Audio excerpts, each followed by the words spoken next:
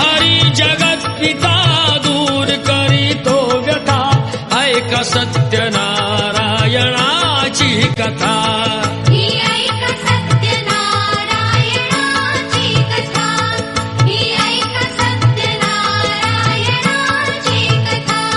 मुकुराजा होता महाथोर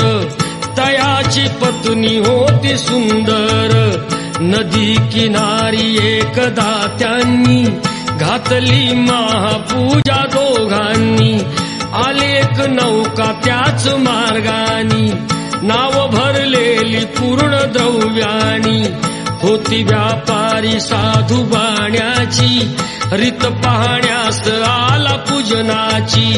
उल्कामुख त्यास बोले ऐकावे व्रत नारायणाचे आचरावे मनोइच्छित फळ मागावे चरणी श्री हरीच्या लागावे घराशी आला वाणी परतून तयाची पत्नी होती शीलवान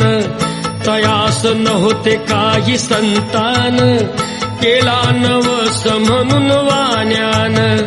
पती पत्नीला